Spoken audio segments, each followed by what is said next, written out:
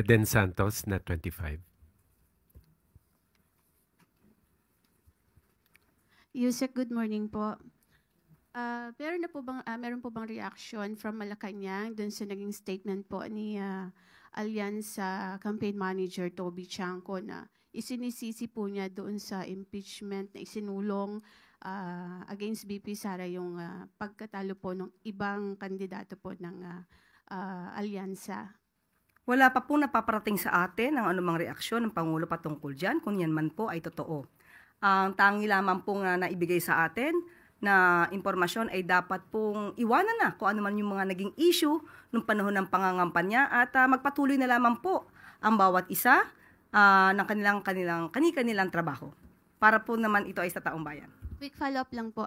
Hindi po ba kakausapin ng Pangulo si Kong Toby para po sabi niyo nga iwanan na dahil tapos na yung panahon ng kampanya, may mga nanalo na po? Wala pong napaparating sa atin ganyan sa ngayon. Maricel Halili, News 5.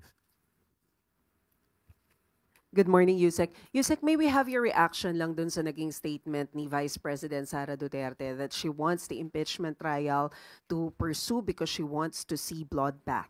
Your comment on that? Medyo may pagkabayulente ang tugon ng ating Vice Presidente, pero we hope that it is just a figure of speech and it should not be taken literally. Kung yan naman po ang nais niya at talaga naman po magkakaroon ng balitaktakan kapag nagkaroon ng trial, hayaan na lang natin po itong gumulong. Sa point of view po ng Palace, whose blood should be spilled? Hindi po makikialam ang Pangulo patungkol sa ganyang issue. Okay, but do you agree with the statement of former Senator De Lima that this is a toxic rhetoric remarks coming from the Vice President? Hindi rin po tayo magbibigay ng anumang opinion patungkol po dyan. Salamat, Yusek. Clay Pardilla, People's Television. Good morning, Yusek. Yusek, the government has approved 16,000 positions for the coming school year, an increase from 10,000 teaching positions created annually under VP Duterte. Ano po yung nagtulak sa government to increase po ng 16,000 position? How will it impact the class sizes, improve the quality of education, and yung workload po ng mga teachers? Thank you po. Unang-una po, it is the directive of our President, Ferdinand Marcos Jr., to strengthen education system. And also will add teaching workforces in the schools. We can still remember how the President immediately reacted to the suggestion of Secretary Sani Angara with regard to the needs of building of Child Development Center. The President immediately asked that the funds be released for that purpose. So with this, ang gusto po talaga ng Pangulo ay mabawasan ang kakulangan ng mga guro sa bawat eskwela.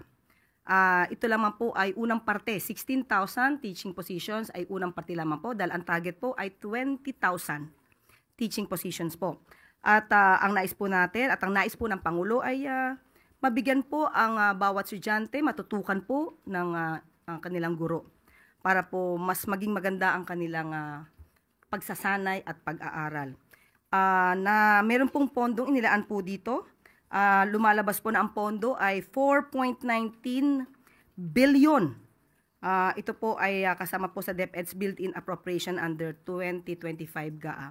So, tignan na lang po natin kung ano pa ang magiging proyekto pagdating po dito at mas gugustuhin po rin natin na magkaroon po ng mas maraming classrooms para sa darating na pasukan. Tuesday New, DZBB.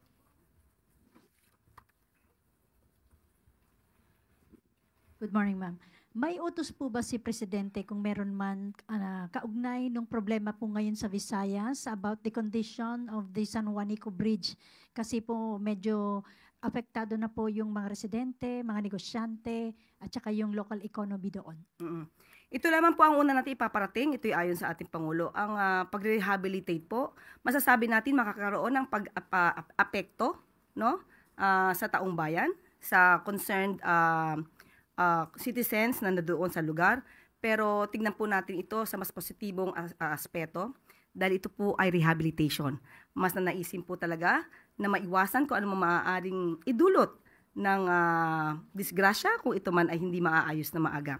So, sa ngayon po ay nagkaroon na po, nagkaroon po ng blue alert, ibig sabihin nasa heightened alert ang mga concerned agencies para po matugunan, marespondihan kung ano man po ang pangangailangan ng mga tao na aapektuhan. Nagkaroon na rin po ng multi-task force at magkakaroon din po ng public assistance desk on both sides doon sa bridge at may 24-hour patrol unit na rin po for safety monitoring. Magkakaroon din po ng weighing station para madetermina yung mga vehicle na pwedeng dumaan. At ito po rin ang ipinangako ng DPWH, magkakaroon po ng 13 shuttle buses, 24/7 service para dun sa mga tao na maapektuhan para po magamit po ang lugar dahil light vehicles lamang po ang maaaring gumamit dito. So, pansamantala yun po. At mayroon pong pakikipag-ugnayan ang DPWH sa LGUs at sa PPA para how to ferry the buses of passengers na maaaring maapektuhan po. Last question, Sam Medinilla, Business Mayor.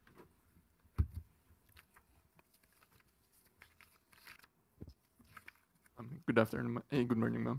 Magfa-follow up lang kami, ma'am, regarding po dun sa investigation ng Office of the President sa OWA, controversial 1.4 billion land acquisition deal ng OWA. Aside from former administrator Arnel Ignacio, may iba pa po bang other OWA officials na na-sanction or natanggal sa position dahil po dun sa sabing transaction? Sa ngayon po ay under investigation pa po ang lahat. At kung meron pa pong iba mga opisyal na involved dito, magkakaroon po ng aksyon. Kung sila may tatanggalin, sususpindihin, at maagarang investigasyon po ang kinakailangan dito. Tapos, na-determine na po ba ng Office of the President if yung fund na nagamit for that controversial transaction is nanggaling po dun sa OWA fund, OWA GAA fund, or dun sa OWA Trust Fund? Sa initial na investigasyon, hindi po affected ang OWA Trust Fund, pero iniimbestigahan pa rin po kung may nagamit. Pero initial po na investigasyon, wala daw po. As of this moment. Thank you, ma'am. Okay. Thank you very much, Yusek Claire. At bago po tayo magtapos, isa pang good news para naman sa mga nagsilbi sa midterm elections nung nakaraang linggo. Alinsunod sa direktiba ni Pangulong Ferdinand R. Marcos Jr., dinagdagan pa ng Department of Budget and Management ng 1,000 piso ang election honorarium ng mga guro at poll workers. Bukod pa ito sa nauna ng 2,000 pisong across the board na dagdag allowance na inanunsyo ng DBM. Dahil sa bagong aumento, makatatanggap na ngayon ng 13,000 piso ang chairperson ng Electoral Board, habang 12,000 piso naman ang poll clerk at ikatlong miyembro ng board. Hindi po matatawaran ang serbisyo ng higit 750,000 poll workers na inabot na ng madaling araw sa mga presinto o hindi na natulog, matiyak lang na mabilang ng tama at maprotektahan ang ating mga boto. Saludo po kami sa inyong dedikasyon.